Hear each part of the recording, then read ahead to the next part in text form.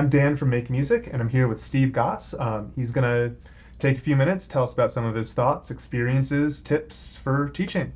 So let's start talking about practice a little bit. When it comes to students practicing at home, do you think that should be tied to their grades or not tied to their grades? What's your process? Well, I would love for students to practice on their own and not have to be graded in order to practice. However, my experience in 29 years of teaching has really shown me that you have certain students that would obviously practice very just without any other motivation because they just love playing. But you have a lot of the kids that are very busy now with multiple other activities outside of school.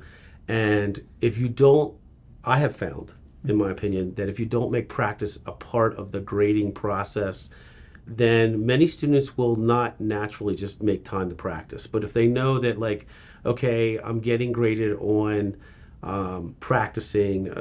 For example, if I set up something in Smart Music, I might say, I'm not going to grade you on how well you perform this in terms of the assessment grade in Smart Music, but I am going to look in the analytics of Smart Music and say, over the next 2 weeks, I expect that you worked on this and opened this title and worked on this section maybe 4 times, 8 times in the 2 weeks, however, whatever I deem necessary. Mm-hmm. And to give that kind of carrot, that kind of motivation of, oh, I do need to make practicing a part of what I do outside of school and outside of rehearsal, since in rehearsal we can't cover everything. It's just impossible. Mm-hmm. So I really feel that I have found that the success behind my ensemble has been, unfortunately, having to assign a grade to practice, but I do think that it does create some motivation as well. So it's more of like kind of an accountability thing rather Yes. than you must complete this to get this grade. Right. Well, I do then actually do take maybe that the next step after we've started with the, how many times you have to rehearse something, practice it, I'm sorry, in Smart Music, and I kind of check the analytics. Then eventually I'll move that towards an actual graded assessment. Okay, cool. So then when students come in, especially young students, they don't necessarily always know how to practice, right? So what's your process for teaching them how to practice efficiently and successfully? I would agree. I find that a lot of younger students, so I teach as 6th through 12th grade, so I do have 6th graders, which are only second year students on their instruments. The biggest thing that I see is they want to run through, start measure 1, zoom, go right through and play through it. And if they don't hear that they played wrong notes or they don't know they played wrong rhythms, they think, oh, I practiced it. So I really try to break it down and showing them, first thing you want to do is let's look at the rhythms. Let's figure out what rhythms we know and what rhythms we don't know. And this is where I use practice with Smart Music it's such a great tool, because I will put it on and demonstrate this in a lesson where I'll say, look, let's go through and we're going to have Smart Music play the exercise. And we're going to slow it down, kind of figure out where that tempo is going to work for you. And I want you just to clap the rhythms. That's step 1. Go through, can you clap the rhythms in time with the playback?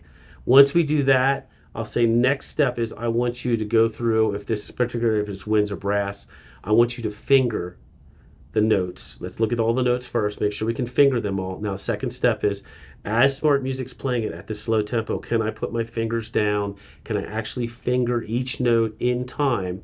And then I always will tell them the next step is, if I can finger them at that speed, I'm going to increase the speed a little bit more. Can I still just finger it while Smart Music is playing my part? And then once they can get that down where it's a relatively moderate tempo, then I'll say, now we can start playing it. And if we can take ourselves through those steps, we're going to have a lot more success.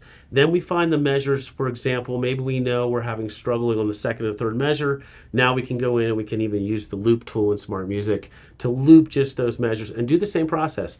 I want you to finger it 1 time through. Second time it repeats back, I want you to play it. Finger it, play it. Finger and play, and kind of take them through that process of what a practice session looks like. It's not just, I'm going to start at the beginning, I'm going to play the whole way through it, and whatever I mess up, then I'm just going to move on, or I'm going to keep doing that until I get a higher grade, because that doesn't work either.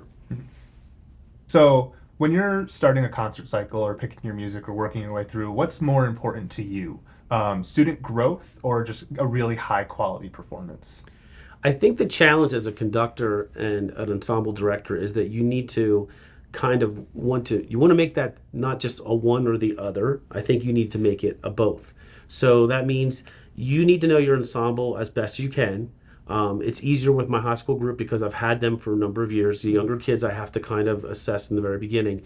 But I want the students, I want to pick literature that not only allows them to play it really well by the end of our whatever that concert's going to be, whether it's a holiday concert or a spring concert. At the same time, I want to have music in there that challenges them so they grow. Mm-hmm. So I think it's your job as the director is you need to pick music that's going to do both. It's going to be something that's going to challenge the students. They're going to create growth in that concert cycle, but you're also going to be able to put a really good performance on. So you have to measure that very carefully, because if you push something too far, it's probably not going to be a great performance. Doesn't mean that you couldn't do that piece as just something you do in your rehearsal hall and you don't actually put it out in public for public consumption. And I think that's a great way to handle that. But I think the best idea is to try to create a concert cycle where you have music that is both challenging to the students so there's growth there, but at the same time achievable so that you have a very high quality concert. And I always like to pick a couple pieces in my concert cycle that I know are going to be things that we can play really, really well without a ton of extra rehearsal, because it's at level or just a little bit above where we're at, and then something else that's going to really challenge us, maybe one or two pieces that are going to push us to that next level where I'd like to see the ensemble get by the next season. Great. So thanks so much for taking a few minutes to chat with us today. Sure. No problem.